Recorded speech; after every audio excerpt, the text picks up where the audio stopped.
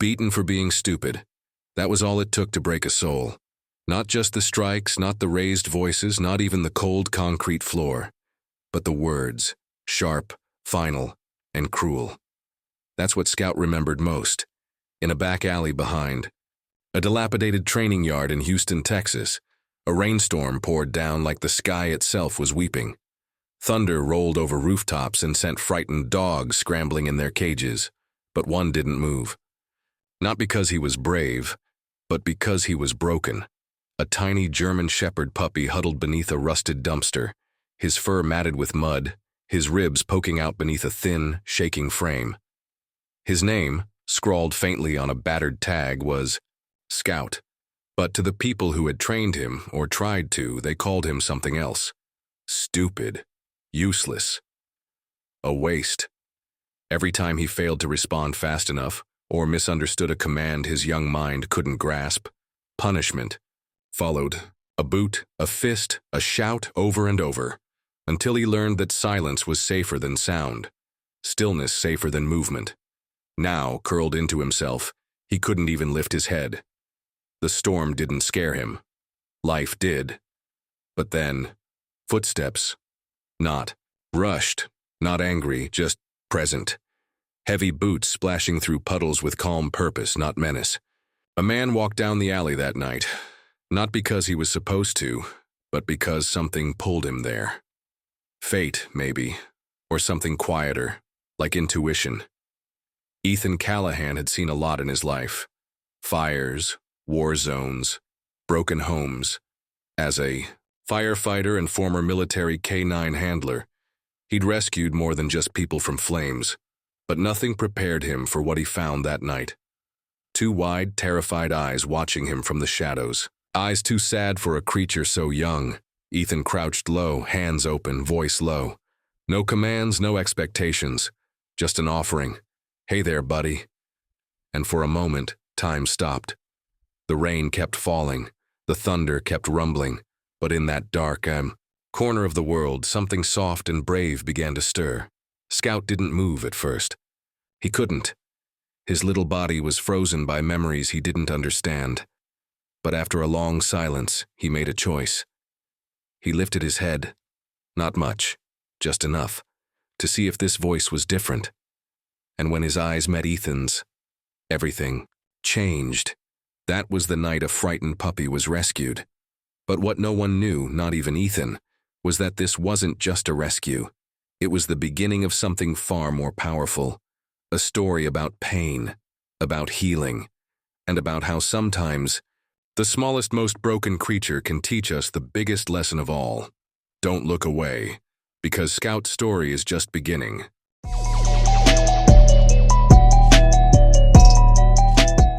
Chapter 1. First Days of Freedom. The morning after the storm was deceptively peaceful.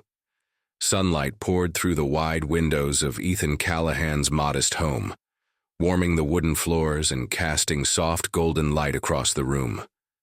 The air was still calm, so different from the chaos and fear Scout had known. But peace, like healing, isn't something a wounded heart recognizes right away. Scout lay curled up on a thick blanket near the fireplace. It was the softest thing he'd ever touched, and yet his tiny body still shivered. Not from cold, but from memory. His eyes remained locked to the floor, too afraid to look up, too unsure to believe this place could be any different from the one he'd fled. Ethan sat across the room, sipping his coffee. He didn't speak, didn't reach out. He just watched the puppy carefully, patiently. He knew this wasn't the end of anything. It was the beginning. Rescue wasn't a moment. It was a process. And sometimes the hardest part wasn't healing wounds you could see. It was reaching the ones you couldn't. "Hey, Scout," Ethan said softly, his voice low and steady, like a whisper meant for fragile hearts. He crouched beside the little pup and gently placed a shallow bowl of warm chicken broth near his nose. The rich, comforting scent drifted through the air. Scout didn't move. His ears twitched at the smell, his nose quivered, but his body remained frozen. His eyes darted toward the door, expecting perhaps someone to burst in and drag him back to commands he didn't understand. Back to fists. "You've got to eat something, little guy," Ethan said, his voice threaded with quiet hope. Scout's body was silent, but inside, a war raged. Hunger gnawed at him, but fear won, again. Later that afternoon, Ethan came back, with a new offering. A soft leather collar and a small chew toy shaped like a fire hydrant. Bright red, still smelling faintly of the pet store shelves it had come from. He placed them gently beside Scout and then sat down again, several feet away. He didn't coax, didn't plead, just waited and waited. Hours passed. The sun began to dip, painting the room in shades of amber and rust. Then, slowly, Scout stirred. It wasn't much, just a tilt of the head, a flick of the eyes. But then, movement. His paw, tiny and tentative, inched forward, just enough to touch the rubber surface of the toy. He didn't chew it, didn't play. He simply held it between his paws, as if holding on to the idea that life might, just maybe, be something more than pain. Ethan didn't smile. He didn't celebrate. He just whispered, "Good job, buddy," and let the silence stretch. The next morning, Ethan took another step. He clipped a leash onto Scout's new collar with the gentlest click. The moment the sound echoed through the room, Scout collapsed to the floor, his entire body flattened, trembling, his eyes wide with fear, bracing for a punishment that never came. "It's okay, buddy," Ethan whispered, kneeling beside him.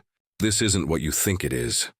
He stayed beside Scout for nearly an hour, his hand resting gently on the pup's head, murmuring calm words until the tension in Scout's tiny frame began to soften. Then, Ethan opened the back door. Fresh. Air swept into the room, carrying the scent of grass, flowers, and sunlight. Scout hesitated. Then, with a hesitant paw, he stepped out. The grass beneath his feet was soft, the world open. His nose lifted. He sniffed the air. His ears perked slightly. And then, with a tiny, uncertain motion, his tail wagged. Just once. Ethan crouched nearby, giving him space. "Take your time. Boy, you're doing great." And Scout did. He sniffed the ground, took a few steps, wagged his tail again, this time with a little more confidence. And then, in a moment that Ethan would hold close forever, Scout lifted his head toward the sky and let out a small, tentative bark. It wasn't loud. It wasn't strong, but it was a sound that said, "I'm here." That night the fear came back. Scout refused to be alone. When Ethan tried to leave him in the living room, the little pup whimpered, his body trembling. Ethan didn't hesitate. He scooped him up, carried him to his room, and laid him gently at the foot of the bed. "It's all right, Scout," he whispered as he turned off the light. "I'm right here." And for the first time in days, Scout closed his tired eyes, curled into a small ball, and drifted into a dreamless sleep. Ethan's breathing beside him was the only lullaby he needed. But they were only at the beginning. The shadows of Scout's past were long, and healing wasn't a straight path. There would be setbacks. There would be nights full of fear. But there was one thing Scout didn't have to face alone anymore. He had Ethan. And in that bond, a bond born not of blood but of patience and pain, they would begin to build something stronger than either of them had ever known.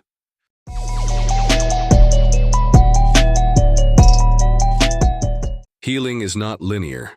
For every small victory, there's often a shadow that creeps back in, a whisper of the past that refuses to be silenced. And for Scout, those whispers were deafening.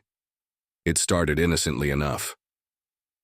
A quiet afternoon, the sun, filtering gently through the trees as Ethan clipped Scout's leash and opened the front door. They had taken these walks before, short, safe loops around the backyard. But today, Ethan wanted to try something different. Just a few steps past the gate. A sidewalk, a park bench, the beginning of the world beyond the fence. Scout seemed calm at first. He stepped onto the concrete, nose low, ears flicking to the distant sounds of birds and passing cars. But as they moved past the front yard, his body stiffened. His tail dropped. His legs locked. Then came the noise. A sharp bang. From a nearby construction site, metal on metal, Loud, sudden, familiar in all the worst ways. Scout collapsed. He dropped to the pavement, his head low, paws over his ears, his whole body trembling like he expected a boot to follow. Ethan's heart shattered. He knelt beside the puppy immediately, one hand reaching to pull him close. "It's okay, Scout," he whispered over and over. "You're safe, I promise." But promises, however sincere, are hard to believe when your past has taught you the opposite. That night, Scout wouldn't let Ethan leave the room.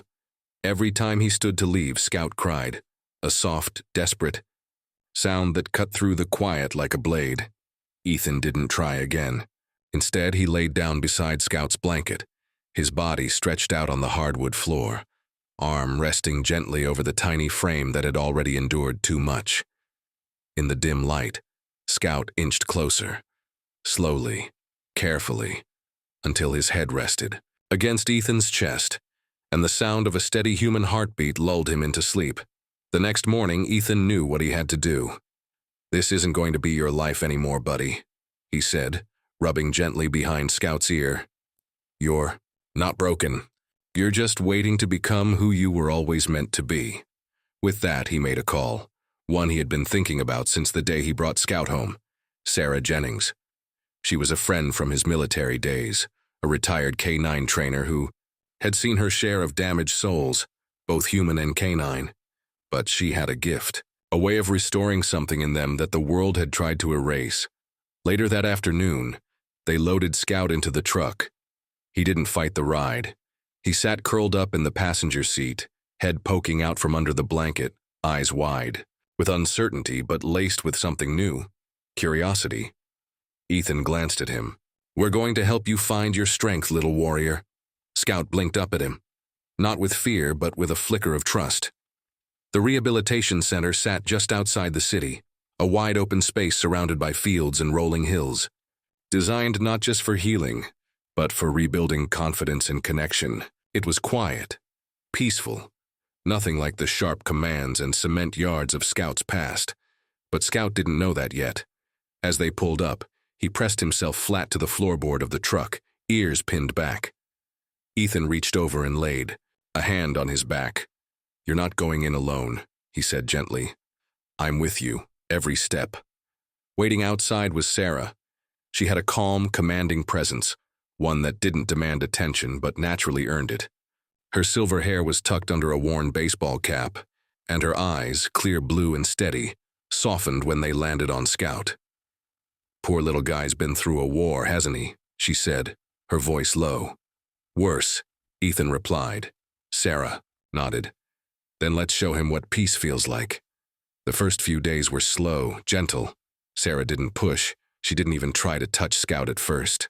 Instead, she simply sat near him, cross-legged on the grass or on the floor of the training barn, letting him grow used to her presence.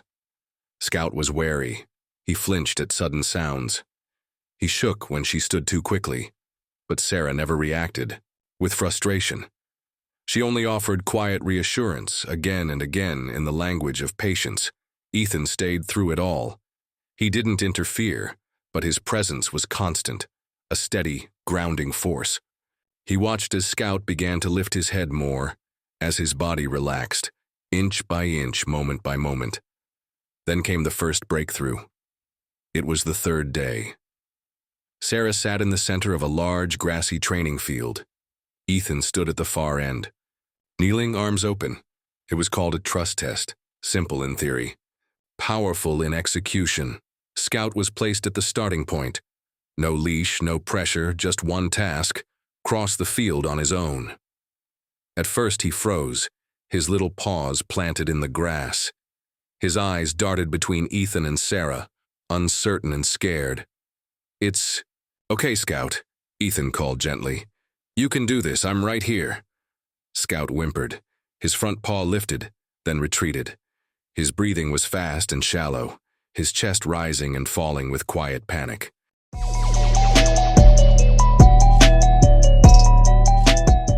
Progress doesn't always come with fanfare. Sometimes it's a quiet shift, a paw stretched toward a new toy, a tail that wags once instead of staying tucked, or a breath that isn't quite so shallow. For Scout, Trust wasn't something he could just give. It had to be rebuilt, piece by fragile piece. After the breakthrough at the training field, Sarah and Ethan decided to keep pushing gently, one careful layer at a time. Scout now walked more confidently through the training center, though he still startled at unexpected noises. He allowed Sarah to approach him slowly.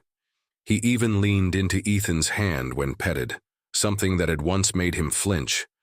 But the real test would be the world beyond these safe spaces. One quiet morning, Ethan gently clipped Scout's leash on and opened the door.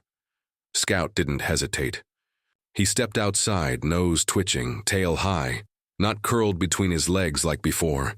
It was a small miracle Ethan didn't take for granted. They walked to the edge of the driveway, then down the sidewalk. Scout's head lifted, eyes scanning. The street not with panic, but with cautious interest. "Just a little walk," Ethan said, crouching to Scout's level. "Nobody's going to hurt you, I promise." Scout didn't bolt, but his steps were slow. The leash was loose in Ethan's hand, a gentle tether, not a chain of fear. They made it to the end of the block. The next day, Scout walked to the corner without stopping, then around the park. With each outing, the world grew less terrifying.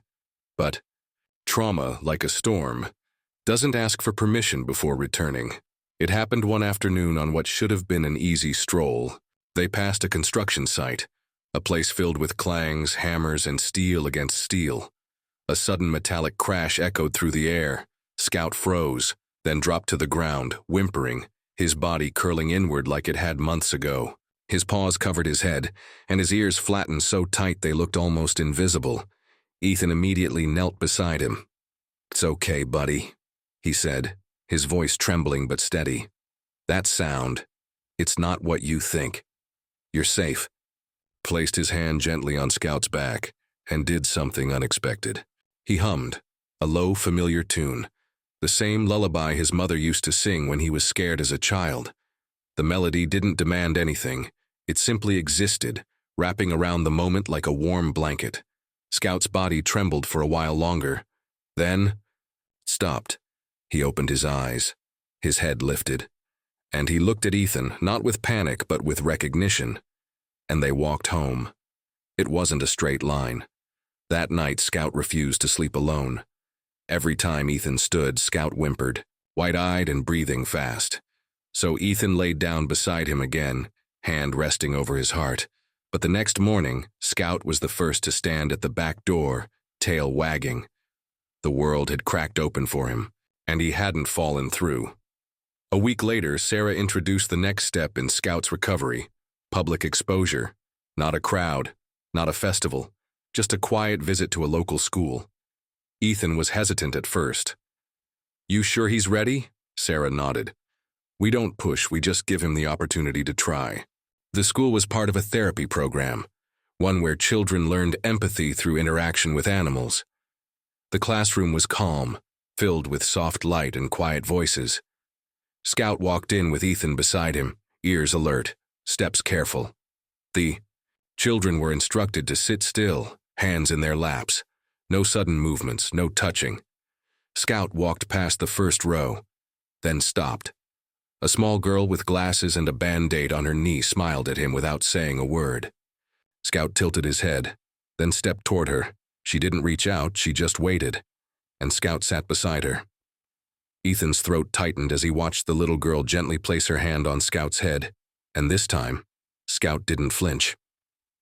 By the end of the visit, Scout had made his way around the room, resting his chin on small knees, collecting soft pats on the head like medals of bravery. He had met the world and found that sometimes it was kind. It wasn't just the children who learned something that day.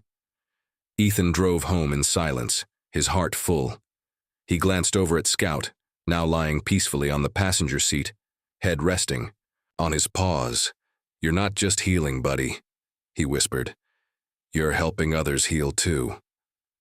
Back home, life settled into a new rhythm. Scout greeted the mornings by sitting near the front door, waiting patiently for his leash. He walked with his head higher now, his body stronger, his movements more sure. When strangers passed, he no longer cowered.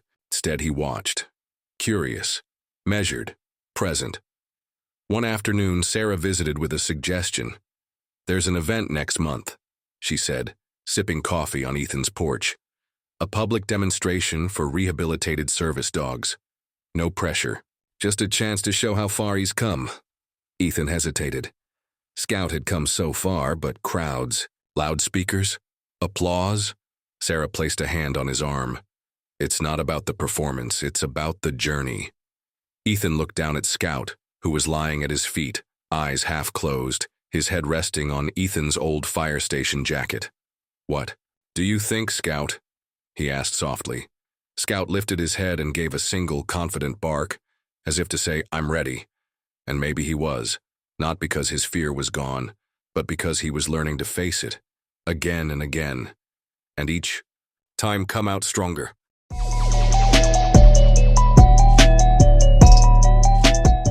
Heroes don't always wear capes. Sometimes they walk on four legs with scars on their bodies and hope in their hearts. The event came quicker than expected. One crisp spring morning, the town's main park was transformed into a celebration of second chances. Colorful stalls, families milling about, kids laughing. And in the center, a demonstration ring for rehabilitated working dogs, animals once discarded, now standing proud. Scout stood beside Ethan near the entrance, his eyes scanning the crowd. His ears twitched at the hum of the loudspeaker, the barking of other dogs, the clatter of chairs and feet. His body tensed for a moment, the old instinct still there, just beneath the surface. Ethan knelt beside him, hand steady on his back. "Remember, this is just like the training field, okay? One step at a time. I'm right here." Scout closed. His eyes briefly, then took a breath and stepped forward. The announcer's voice boomed across the field. "Please welcome Ethan Callahan and Scout, a rescued German shepherd with a heart as big as his story." Scout flinched slightly, but Ethan didn't react. He simply walked with him onto the course.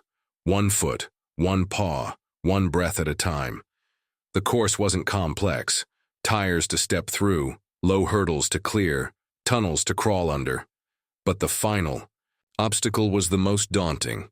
A simulated rescue situation, complete with loud sirens and crowd noise piped through hidden speakers. Scout moved cautiously through the early stations. At each pause, he looked to Ethan, and every time Ethan gave a small nod, a soft word, "You've got this." And he did. Then came the final test. A loud burst of static, followed by sirens and recorded thunder rolled through the air. The crowd was warned it would happen, but Scout wasn't. He froze, his body stiffened, his legs trembled, his ears pinned back. Ethan could see it, the old fear rising like a tidal wave, threatening to pull Scout back into the shadows. Ethan dropped to his knees. "Scout," he said firmly but gently. "Look at me." Scout's eyes, wide and wet, turned to Ethan's. A moment passed between them, quiet and full of meaning. "That's not your life anymore," Ethan said. "You're not that scared little pup. You're strong, you're brave, and I'm right here." For a long, painful second, nothing happened. Then Scout shook his head, once, and took a step forward, then another and another, until he reached the end of the course. The crowd erupted, but Scout didn't seem to hear the applause. His eyes were on Ethan. His tail wagged with proud defiance, not fear. That night back home, Ethan sat on the porch with Scout curled up beside him.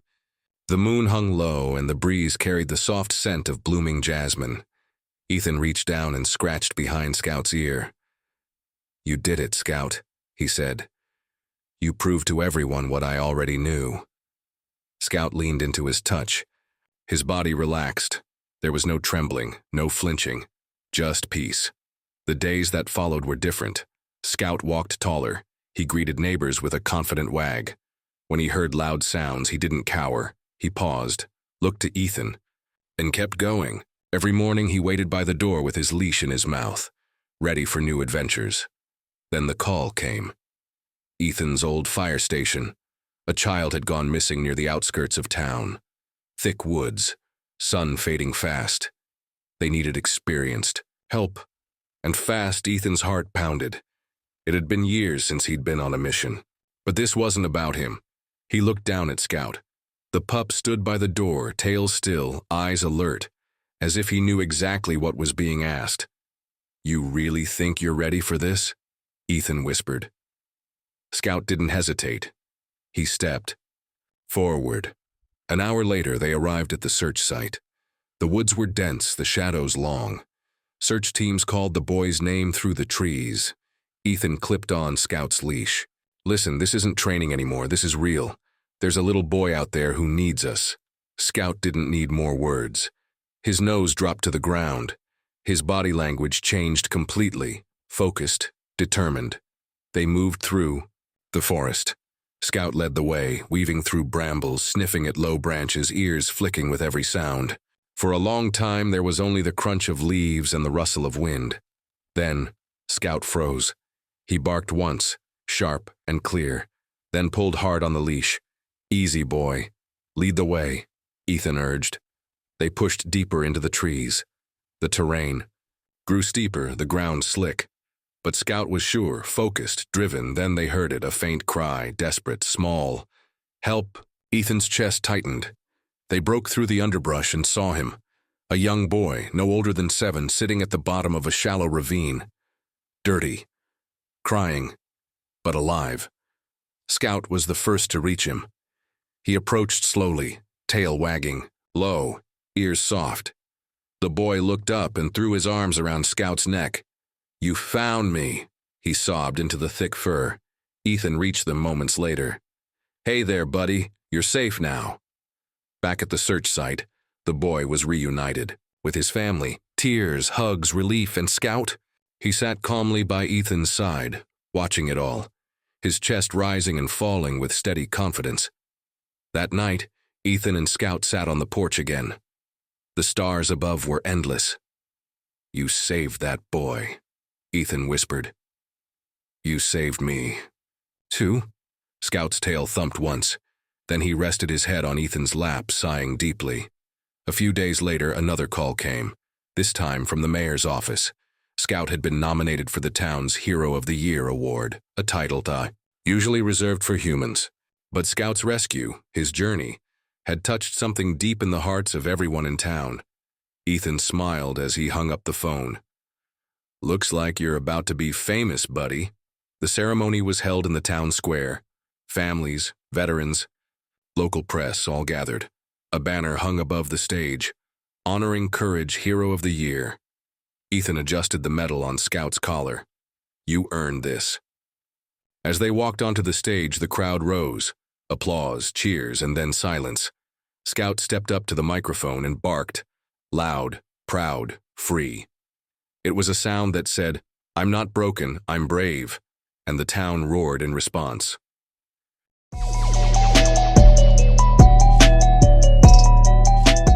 Spring turned to summer, and with it came a rhythm, steady, gentle, like a second heartbeat echoing beside Ethan's. Scout was no longer the trembling shadow who once hid beneath a dumpster. He was strong now, confident. His coat had grown thick and glossy, his stride sure and smooth. But more than any physical transformation, it was his spirit that glowed with something new. Each morning, Scout sat at the window, waiting. Not with fear, but with eager anticipation. As soon as the leash came off the hook, he bounded to the door, tail wagging like a flag in a quiet breeze. The walks that once felt like battlefields were now adventures. The people in town had noticed, too. Where once they had looked at Scout with pity, now they saw pride. Children waved as he passed. Veterans saluted. Nurses smiled when he visited the hospital, his steps quiet on the tile floors, his presence soft but powerful. He wasn't just a hero by title, he was a symbol, a living, breathing reminder that even the most shattered pasts can give way to something whole. Ethan often caught himself watching Scout in moments of stillness, lying in a sunbeam on the living room rug, head resting on an old jacket, chest rising and falling in peace. And every time he felt the same gratitude swell in his chest. "Thank you for choosing to live," he whispered one evening as they sat together under the stars. "Thank you for showing me how to live again." Scout didn't speak, of course, but he didn't have to. He pressed his head into Ethan's chest, eyes closing, and in that quiet gesture everything was said. The rescue mission may have saved Scout's life, but Scout had done something far greater. He had saved Ethan's soul, and yet their journey wasn't over, because healing, real healing, never truly ends. It evolves, deepens, spreads. Scout began visiting schools with Ethan, helping children understand compassion. He sat beside veterans struggling with invisible wounds, offering silent strength. And every time he walked through the hospital doors, a little more light followed him in. The town had found its hero, but more importantly, Scout had found his purpose. He wasn't born into greatness. He was beaten, forgotten, left to suffer. But when given a chance, just one gentle hand, one patient voice, he chose not just to survive. He chose to become something extraordinary. And this is only the beginning, because somewhere out there another soul is trembling in the dark. And Scout, brave, beautiful Scout, may be the one to help them step into the light. To be continued.